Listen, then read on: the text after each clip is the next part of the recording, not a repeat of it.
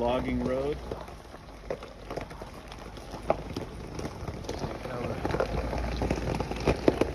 He handles the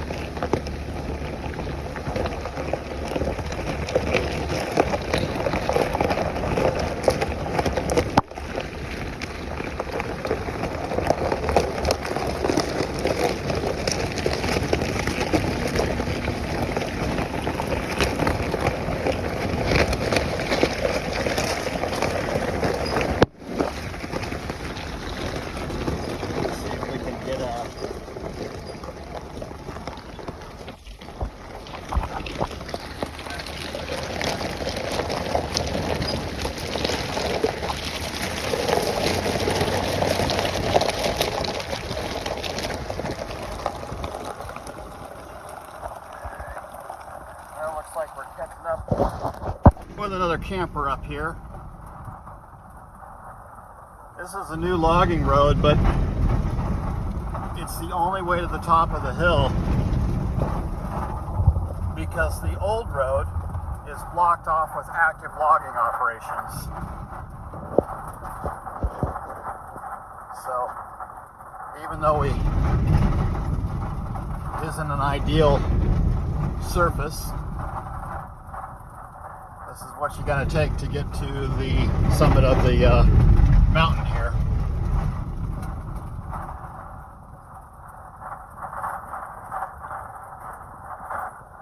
My phone is showing it being foggier than it actually is. Might have to clean the lens. Alright, then up here, this is where we join into the old road. And they're hopefully out of the active logging area.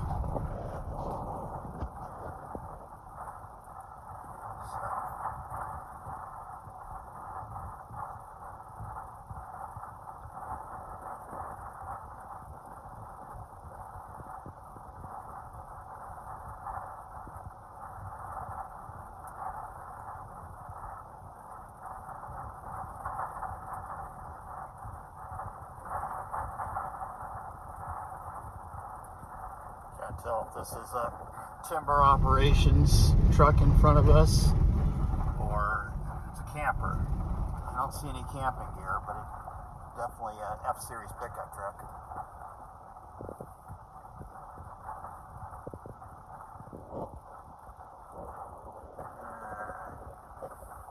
So we're gonna head up this way. Yep. Tire pressure monitor for the trailer is low. And that's because the temperature dropped about 8 degrees. I aired down the trailer a little bit to make it a little more compliant. But I aired down when it was 72 degrees, and now we're at 66 degrees, so.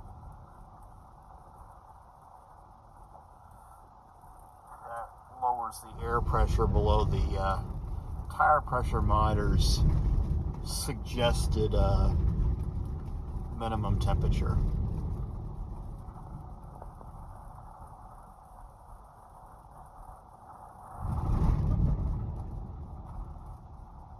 Which is really strange because these tires, these are E-rated.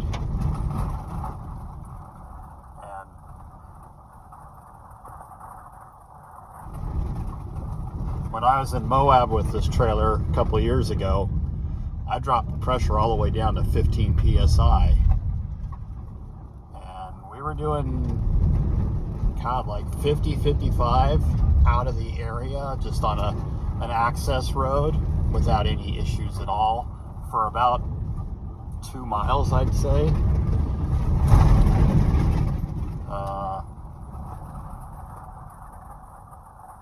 And then we went back up into the mountains again. So, not sure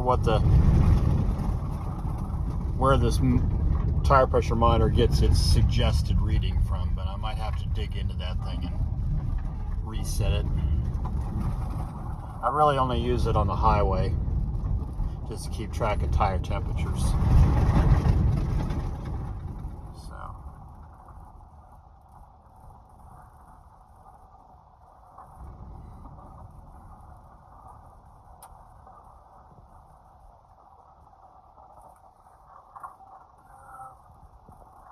They've got the gate on that road. That's a good viewpoint, good campsite, but last 2 times I've been up here in the E450, that gate was locked about a quarter of a mile down the trail. So, alright, let's go left.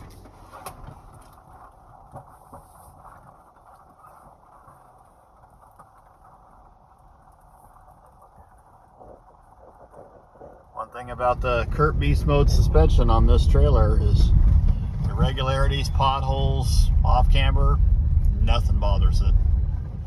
It just soaks it right on up and just goes right on through. I just wish I could pull this trailer with the E450, but the E450 box comes right to the bumper, and it's a lot wider than the Jeep. And so what that means is that even with a 12-inch hitch extension,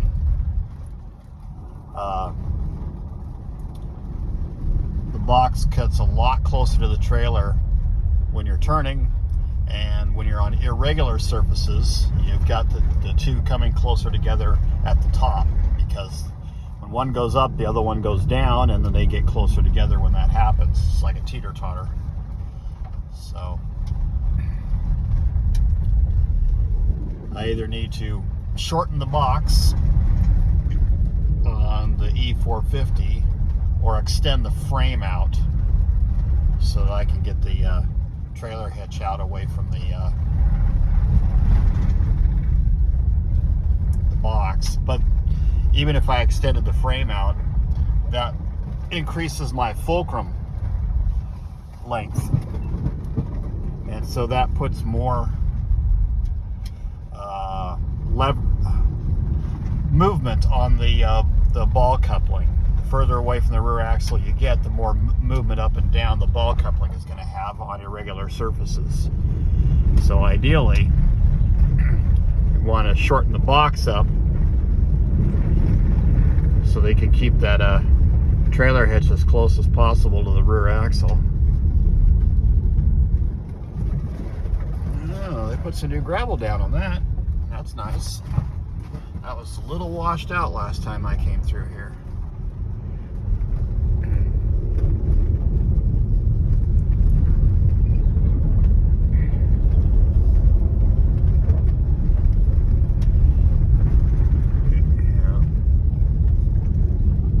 I don't know if you guys remember or not from my previous video, but I came through here last year with Sign Girl around midsummer, so I'd say June or July.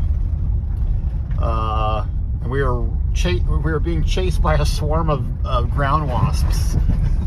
We apparently ran over their nest in the gravel, and so we were hauling butt through here, trying to outrun the swarm of bees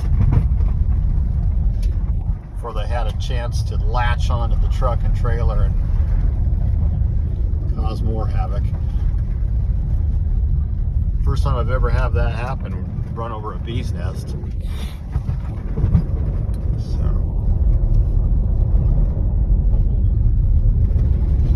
yeah.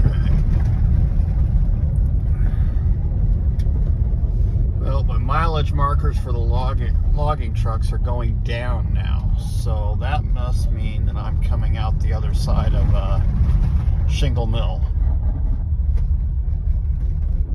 And I believe if I go up here,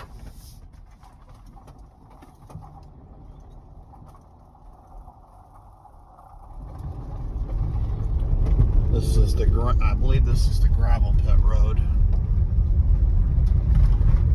I haven't been up from this side in about a year or so.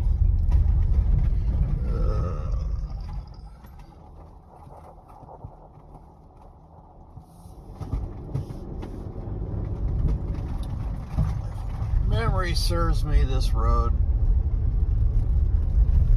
is a different road. And this one doesn't go anywhere if I remember correctly. Oh, got a truck hauling ass down here, or side by side.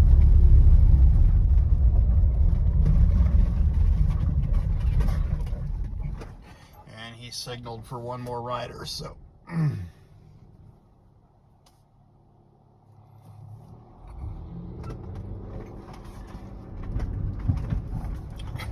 Yeah, other than logging trucks, and I try not to be up here during active logging time, side-by-sides and ATVs are the biggest hindrance because they're coming down the road in the middle of the road, and there's a lot of blind corners. This is a fairly narrow road, so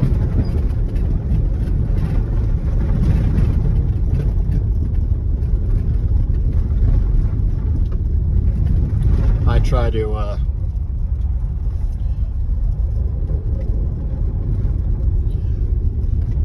on tricky technical sections where there's switchbacks and a lot of blind corners and I feel like there could be ATVs in the area, I'll go ahead and beat my horn coming around corners just so they know that I'm coming through. That's something we used to do with dune buggies back when I was a kid.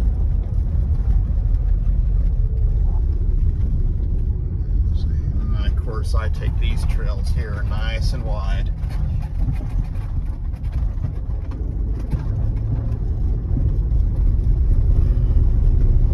Oh, they removed the gate. Wow.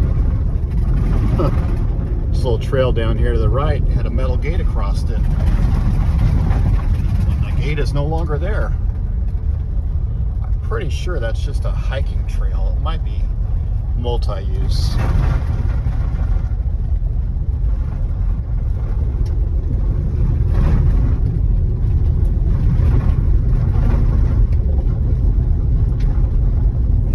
Sure if this road is just an access road or if this is actually one of the named fire roads or mainline roads up here.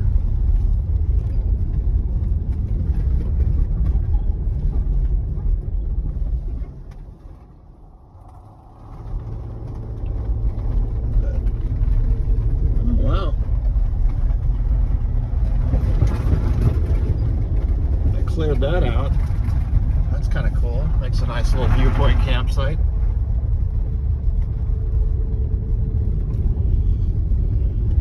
Yeah, there was a lot of logging debris in here, and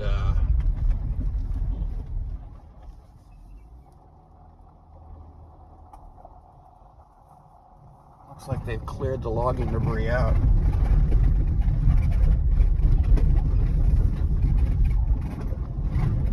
Hopefully I don't get down in here and get stuck. Have to try and turn around. The Jeep turns really sharp and the trailer and the Jeep turn together pretty good, but this trailer with the independent Kurt suspension on it, if it loads up one wheel, no matter what you do with the tow vehicle, it'll pivot on that one wheel. The suspension loads up. You can be lock to lock all the way the other direction and that trailer will not turn the way you want it to. So, this is pretty cool. Nice little valley down there.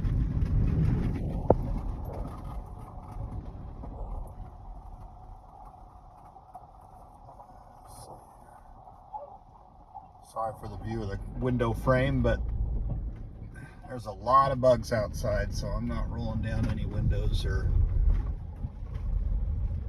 getting in the trailer to get the GoPro.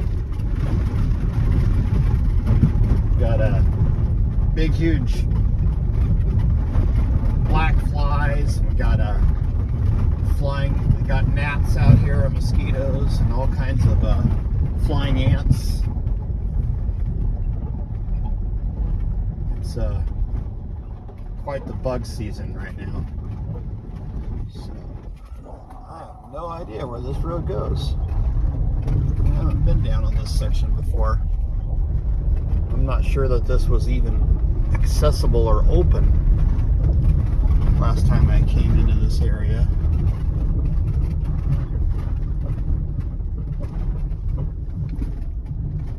Let's see here. Yeah. Huh.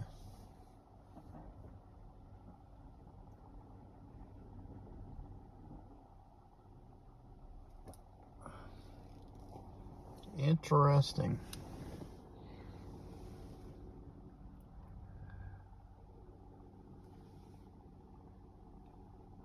I think that goes back up to that main line there, but I don't want to go up it. It's pretty narrow, almost a 2-track.